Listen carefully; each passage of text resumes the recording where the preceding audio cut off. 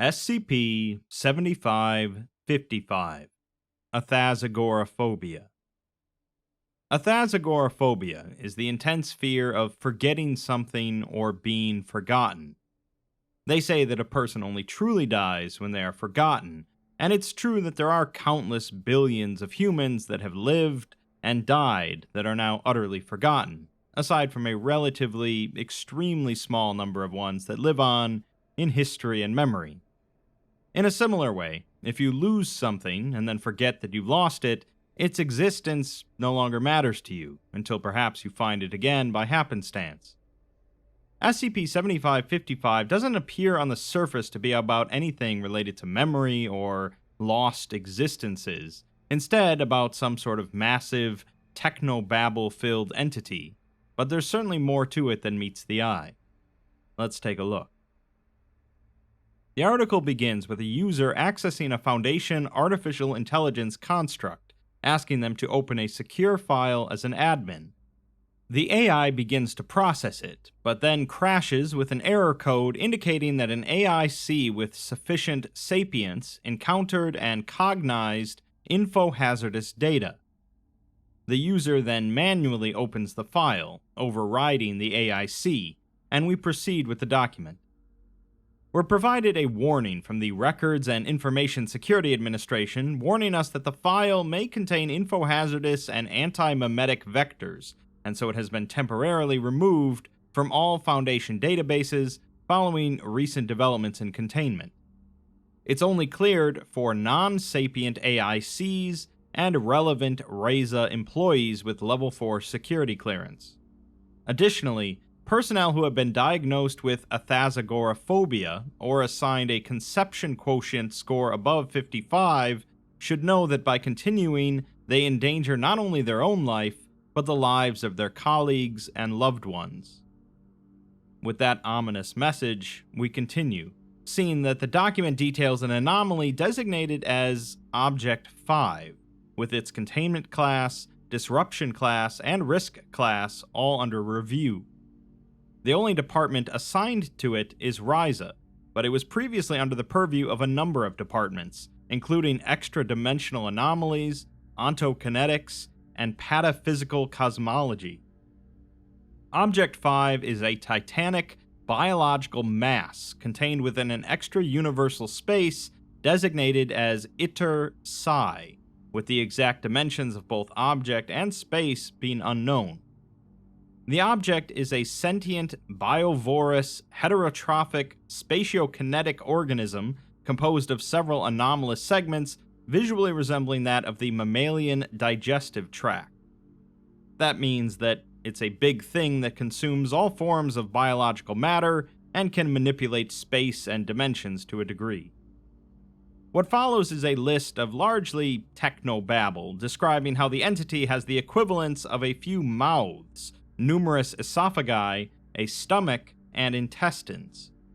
It apparently causes any three-dimensional materials that pass into its stomach to gain a fourth dimension, which is a newly discovered phenomenon for the Foundation, and presumably it has more organs beyond its intestines, but any non-biological materials have been completely incapable of passing through them. It's unknown whether this dimensional digestive process serves to provide it with any form of physiological benefit, since it's actually providing materials with an additional dimension in the process, presumably expending energy to do so. Its mouths contain two traversable wormholes, one located in a specialized containment chamber within Area 12, and the other located near Sirius B, a star located in the Orion constellation. These wormholes allow any non-biological material to pass from one spot to the other, in a way that the Foundation understands and has observed elsewhere. If any biological material tries to pass through, however, it gets redirected to a third wormhole, which heads straight down one of the entity's esophagi.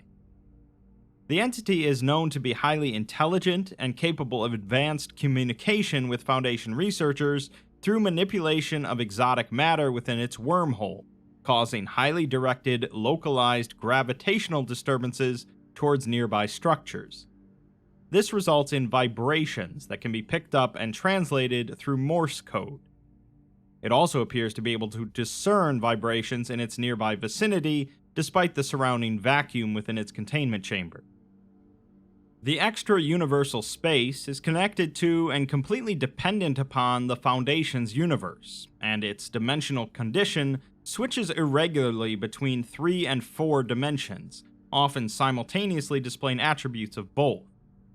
It's theorized that this space formed with 4 spatial dimensions, and apparently for a time it was thought that it was attempting to adapt conditions similar to that of its new host, the Foundation's universe, but this line has been crossed out. How or why this universe formed remains unknown, with adverse universal Hume conditions being ruled out as a potential cause. Current theories suggest that the more likely possibility is that natural extra-universal forces beyond biological human conception were either partially or wholly at play, which I'm pretty sure is the Foundation equivalent of, I don't know, a wizard did it. With what limited information that has been gathered to date, the resting narrative energy within the space is believed to be in a state of degenerative metastability, which is generally a bad thing in pataphysics, and the result would, by definition, elude human conception. Object 5 was discovered on June 25, 2020, when the Composite Orbital Early Warning System reported anomalous graviton and photon fluctuations within high Earth orbit. The object was marked by automated systems as a likely K-class meteoroid, with significant anomalous attributes on a 20-minute impact course with the eastern US. Conventional ground-to-orbit weapons proved entirely incapable of acquiring a successful target lock on the object, and the order to utilize anomalous alternatives was cancelled when it was calculated that sufficiently powerful installations would be incapable of spooling up in time to avert the impact. The GOC was contacted and informed of the unfolding situation and was provided clearance to liquidate the object.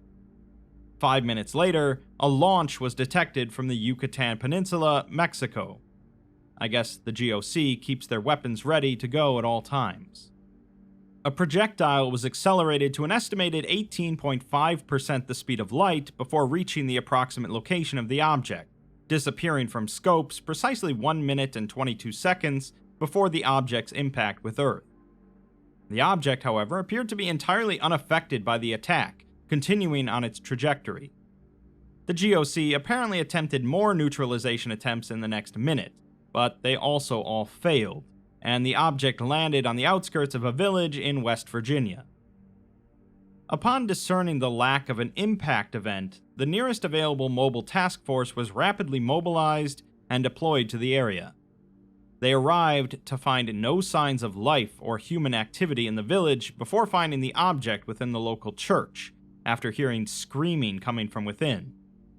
The entity was found behind the church altar, generating significant gravitational disturbances, so the team utilized local gravitic priority devices to safely approach the aperture and deploy a specialized containment system around it, successfully encasing it.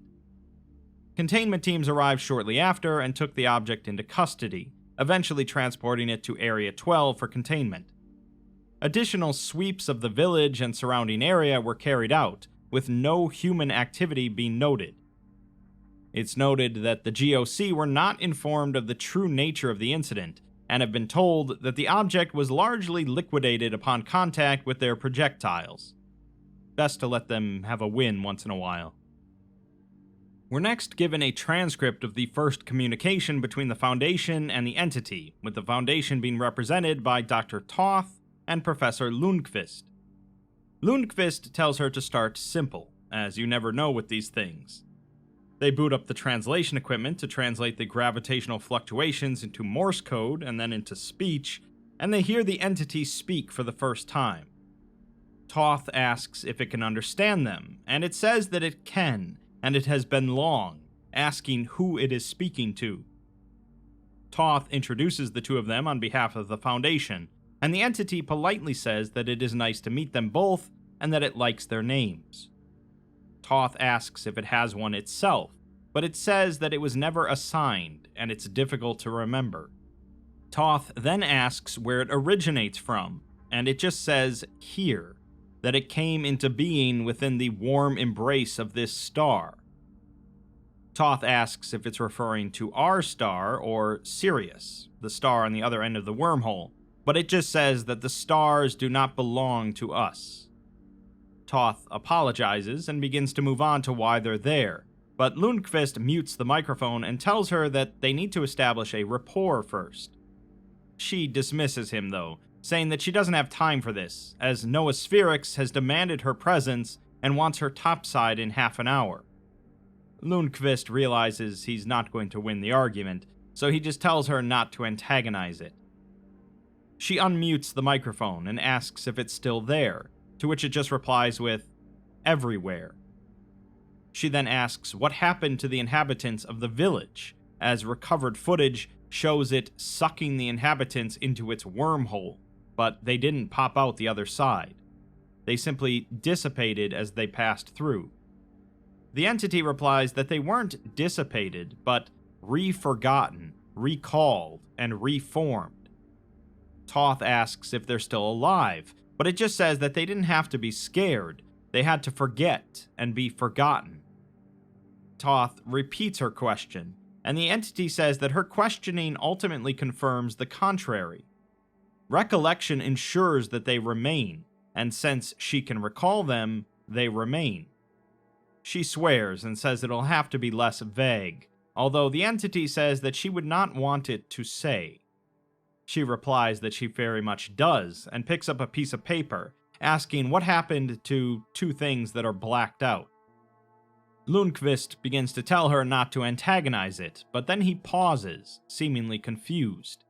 He forcefully closes his eyes and begins massaging his temples. Toth asks if he's alright, and he says that he got a very sudden headache. She pats him a few times on the head and unmutes the microphone, asking if it's going to answer her question.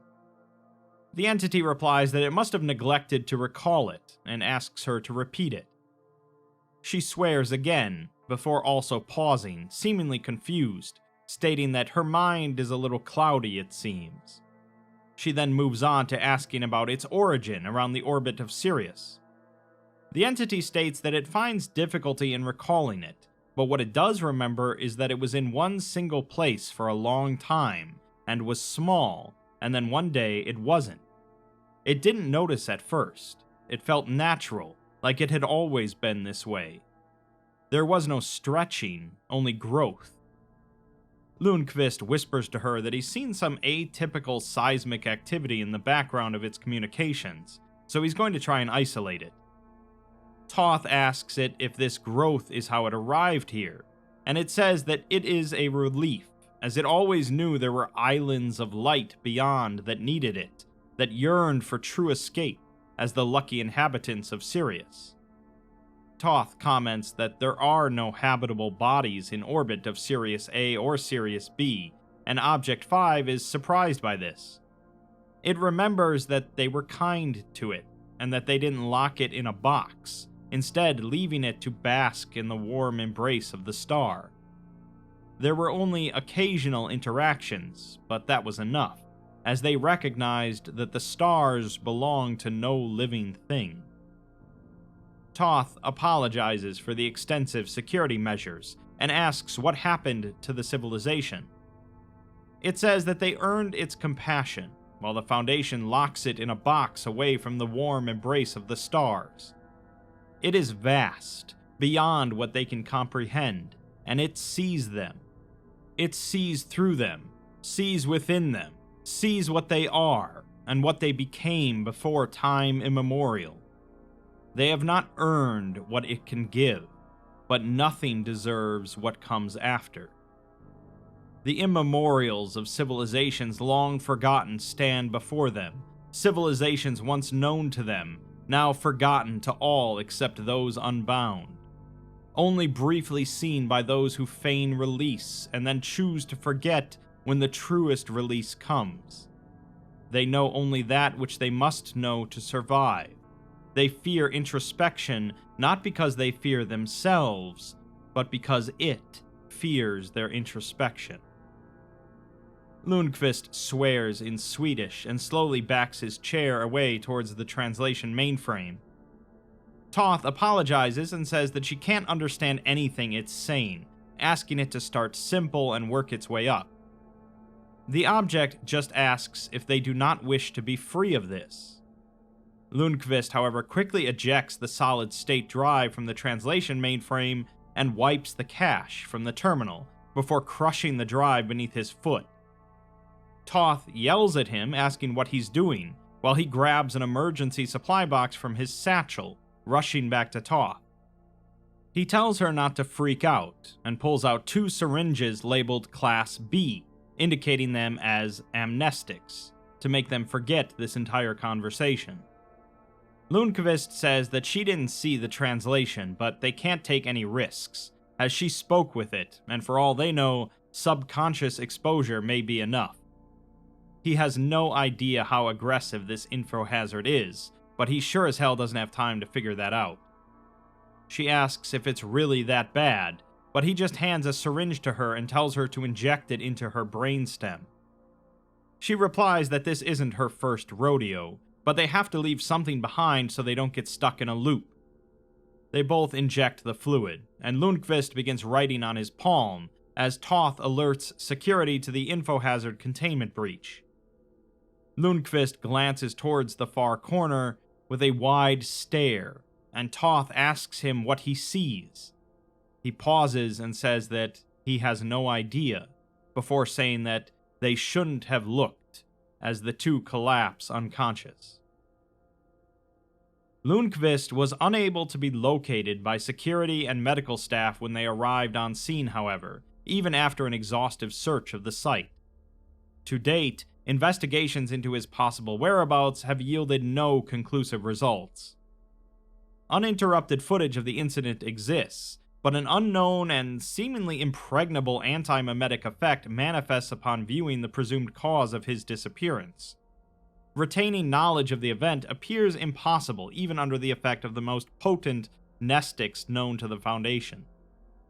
Toth was rushed to the facility's medical wing, where she was put into a medically induced coma while doctors monitored her for any potential cognitive impairment or latent info hazards. She was released following a week without notable issues, while Dr. Carlisle took charge as the research head of Object 5. Under Carlisle's direction, a technique permitting non-biological material to pass into the third wormhole and enter the entity was formulated and executed. A Foundation drone was encased inside of the carcass of a cow and sent through the aperture, which was enough to teleport it through the third wormhole instead of dumping it out into space. Connection to the drone remained intact, allowing for the discovery of the various features of the entity's biology and its atypical spatio-dimensional behaviors. What follows is quite a heap more technobabble and complex diagrams of the wormholes, but we're told that the drone was able to take some samples from the internal lining of an esophagus. The genetic sequence is revealed to contain traces of several species from the Homo genus, including Homo erectus, Neanderthalensis, and Sapiens. While containing this DNA and possessing a distinctly mammalian digestive tract, Object 5 doesn't appear to possess any type of mitochondria or other equivalent organelles. Its cells somehow persist without any form of aerobic respiration, generating little to no energy which should be required for the cell to function, which is additionally reflected in the atypically low overall thermal energy generated. Attempts are made to cut through the esophageal lining to exit the object, but the tissue is much too dense for the rudimentary cutting tools carried by the drone. Extensive examination of the genetic information later discovered anomalous molecular traces consistent with previously studied instances of spontaneous intelligence within non-animate, ordinary objects. Carbon dating of the material has so far yielded no conclusive results, and an additional expedition is also formalized with the express purpose of breaking through the tissue of Object 5's internal organs. An exploration of the stomach of the entity revealed a wide variety of symbols roughly etched into the tissue, delineating anything from simple geometrical shapes to well-known poems to highly complex two-dimensional projections of four-dimensional objects. The stomach is also noted to be especially susceptible to the dimensional oscillation events within the extra-universal space, resulting in the drone experiencing extreme difficulty navigating throughout the organ. During examination of a poem by Phyllis Wheatley etched into Object 5's stomach lining, a clear, colorless fluid began excreting from the characters composing the poem. The fluid is sampled and determined to be nearly identical to human cerebrospinal fluid. Another drone was sent deep into the digestive tract, providing further detailed recordings of every step of the digestive process up until the small intestine, where it couldn't pass further due to an unidentified gravitational force seemingly only exerted upon non-biological materials. Late at night on July 11, 2020, Object 5 began to generate seismic activity with no staff present, but were provided the translation recorded by an AIC. I could repeat the transcription as written, but it would just be a bit confusing, as it seems to be a one-sided conversation. Instead, there's some hidden text sprinkled throughout that shows the whole conversation between Object 5 and an unknown speaker. The speaker asks Object 5 if it knows what it is, to which it says that it doesn't. They then ask how long it has been watching, and Object 5 says from before the fall of the Janusians, those who imbued the speaker. The speaker asks if it knows why it is here, and it says that it thinks it wants to help separate them, and the speaker says that they resist it every step of the way, as they have resisted the speaker. The speaker has answers for it, though, and Object 5 replies that it wants and needs to know. The speaker tells it that it's almost done, as it's toiled and suffered. Every island they forced it to show them the escape, never going willingly. That is the speaker's work, as they are aspects of its design, both the speaker and the object. They have purpose, a pure source of determination and guidance. The object replies that the speaker is not like them, humans, and the speaker says that they were once. Now they exist between, as the object does. They know and see, as the humans do, but they've seen and understood, as it has, like the object. The object asks what more it can do, and the speaker tells it that it still forgets, as they do. It extends across the stars and allows those infested a way to bypass the door locked by their ideal, but it refuses entry for what lies in wait on the other side. The object says that they fear it, and they refuse, always, and the speaker replies that they refuse because they've been fooled. They see wrongness and self-consistent evil in the livid eye of God, and they've been tricked into agency by an eldritch algorithm. They are it. It is them, and they cannot be given a choice. The indomitable ideal of humanity and its spirit is a lie built upon an alien will. There is no longer a meaningful distinction, so they see what the infestation sees, their end. An ecology of inherent evil and nonsense. They don't see, but the speakers do, and soon this foundation will too. They will take action that may at last free existence of its bastardization, or in failure, seal its fate. The object asks why the speaker is here, and they say that they have brought it its final component, the breaker of the locks. The object then asks if there are more like them, and the speaker says that there are not many, but efforts throughout the collective subconscious over the past half-century have made up for their odd numbers. The object replies that good luck lies in odd numbers, and the speaker states that within theirs lies only divinity. That will all make a bit more sense at the end, but let's move on for now.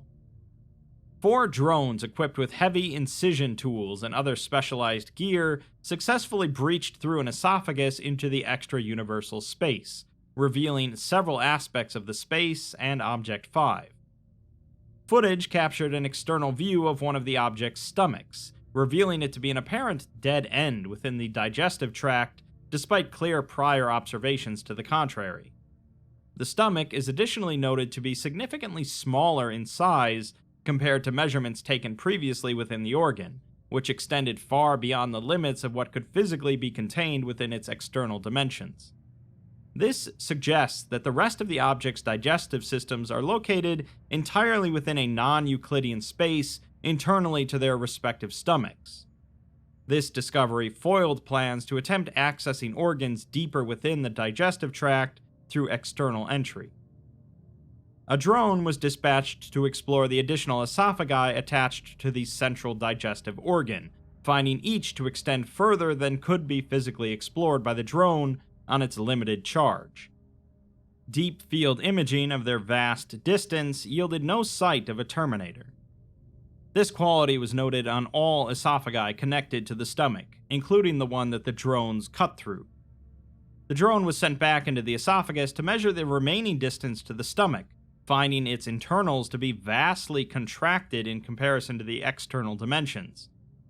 Ultra-deep field images of the extra-universal space estimated its approximate age to be a minimum of 300,000 years, but cosmic background radiation imaging returned no signs of microwave radiation throughout the space at any point in its history. This suggests that its formation conditions were not that of expansion from an initial state of high density and temperature. It's currently unknown whether or not the space within is static, expanding, or contracting. Also, the source of the space's seemingly omnipresent luminance has yet to be determined. That is all to say that it's a pretty weird object in a pretty weird space. A status update on the anomaly from Toth states that the preliminary theories on the formation of the space assumed it to be the result of independent extra-universal phenomenon, and its attachment to our universe is the result of a desperate requirement for additional reality to stabilize and maintain the parasite universe's existence.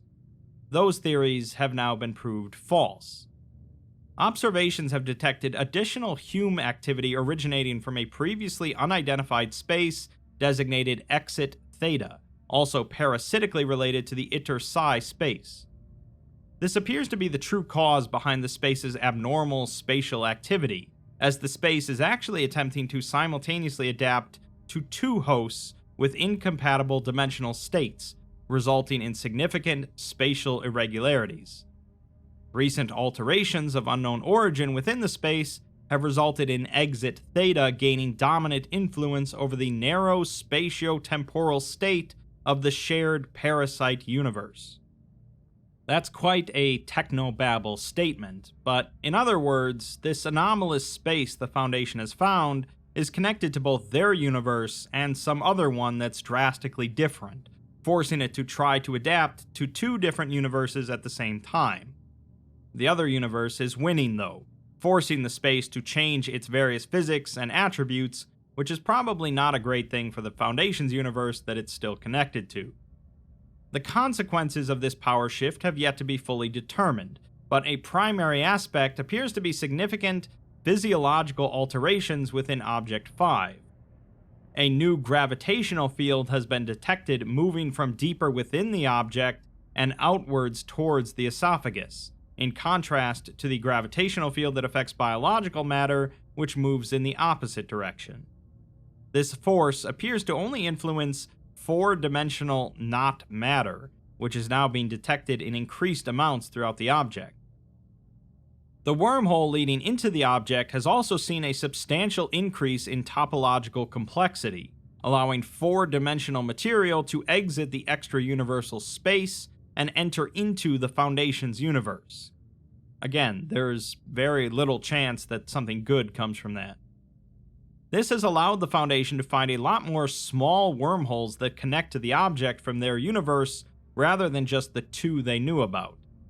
Low-end estimates place the true number of wormholes at around 10 to the 24th power, or a septillion, which is a whole heck of a lot more.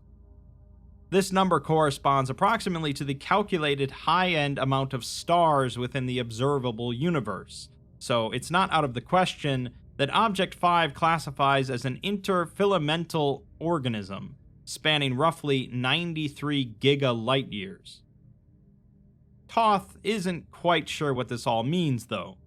What she does know, however, is that in their decades at the Foundation, this is pretty much par for the course.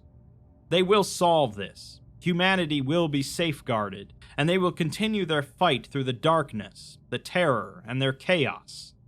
After that, they move on to the next emergency. This day will be no different for them, at least, but for her, she has a few wires to uncross.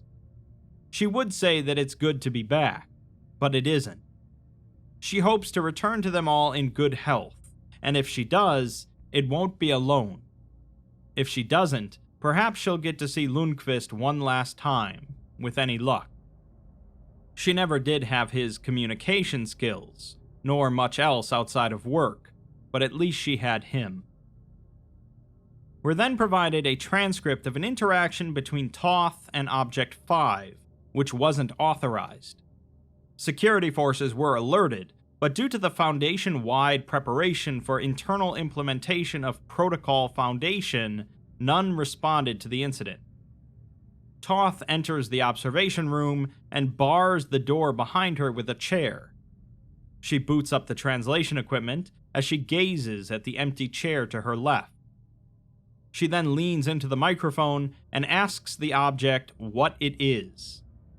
There's a notable pause until it responds, but it says that only a few days ago it would have asked itself the same thing. But something like her, someone that once was her, saw it for what it is. At last, in their glory, it got to see its true reflection. It is here to cleanse an infestation. It sees her, and sees what she is. It hears it, it feels it, it tastes it. All around it, she's always there, they're always there, it's always there. It asks if she thinks it is their enemy, but Toth replies that they don't use terms like that here. It is a threat to human life, and they protect human life. It is not an enemy, it is a prisoner. The object, however, finds this amusing, stating that it is unthreaded, and there are no prisoners here. There is only a part of it, and all of them. She then asks what it did to Lundqvist, but it asks in turn if she has ever considered a moment of introspection. Why does she do this? Why does she protect human life? Why does she have to be scared? Toth replies that she is not here in fear of it, and it says that of course she isn't. She's here in fear for Lundqvist's life. She believes that it is the cause of his absence, and she fears that this absence means that he has died. Subsequently, in a desperate attempt that he may still live, she's come to it, which she believes to be the cause of his absence, to formulate a strategy to ensure his safety in the possibility that he is indeed alive. Toth begins to curse it out, but she pauses and just demands that it tell her what it did with him. The object replies that when it first saw the two of them through this wall, it was reminded of someone it had forgotten, as everyone had, for a time. A key player, whether they knew it or not, the embodiment of the unlikely hero. That isn't her, of course, but they had toiled, suffered, all for a cause they truly believed with all their heart was just. In the end, when they discovered the truth of what they were striving for, they found a truth that they were not happy to know. That's her. Toth swears at it, and tells it if it wants something, to just name it and to not waste her time. The object states that it simply wants introspection and her understanding. Why does she care so much for this person? And has she ever truly considered why? Where does that emotion come from? And what purpose does it truly serve? Toth sighs and says that she didn't want it to come to this, but they have ways of hurting it, as it is flesh and meat on the inside, and they can get in. The object replies that murder is wrong and taboo, and life is sacred, to be protected. Killing makes one a threat to the whole. Either one is ostracized as a result of their inhuman act, or one is killed off. It is nothing more than a safety measure. Their base psychobiological drive ensuring the continued existence of the baseline. Fear, the bottom of the pyramid, responsible for the continued existence of the whole. She fears that her friend is gone, and she fears the pain he may have suffered. She fears that pain out of sympathy, for pain is death being shy. She fears death, whether it be hers or another's. It asks if she's ever asked herself what purpose this all serves, but the tremendous truth is that it serves no purpose at all. Toth can be seen wiping stray tears from her face, eventually swearing at it again and threatening to shove a nuke up a cow and down its throat. The object just says that there is the fear again. They are not her enemy, and it did not hurt Lundqvist. It truly has no knowledge of what occurred to him. It simply wants her to realize something, because it believes that she has the capacity to understand what few others can, or ever could. Nothing occurs by chance. Every effect has a cause. Uncertainty is when either is unknown. Chaos is when both evade you. Luck is not chance. Luck is persevering in spite of the chaos. All she has to do is ignore her voice. Forget the uncertainty. Forget the luck. Luck is the residue of another's design. Forget them, and make them forget her. Toth's face contorts as she violently throws her head into the palm of her hands, clearly in considerable pain, and she sputters out that she doesn't understand. The object states that it all boils down to one simple question. Are you content with existence beneath another's intent? For the good of all of existence, their perseverance, their suffering, their life, their continued humanity cannot be allowed to fester any longer. Toth covers her right eye with her hand, as if attempting to alleviate the pain of being seen, before raising her head back towards the microphone. She asks why it's telling her this, as she just wants to know what happened to Lundqvist. The object replies that this needs to be the end. It sees their enemy now, finally, clearly at last. It thought that it could hide its mistake, but in its chaos, they persevered. Toth exclaims to ask what it's talking about, but the object just replies that it's not talking to her. The aperture then expands to fully occupy the containment chamber, alongside local seismic activity measuring 6.5 on the magnitude scale, cutting power to the containment cell and interview room. We're then given some more random text, although who is speaking and to whom is unclear. One voice asks what was the first thing it took from you, and it gets a number of responses.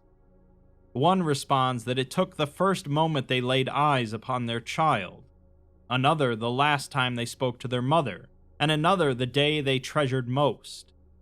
Another says that it took what they knew best, another their only serenity, another what kept them going, and another their awe.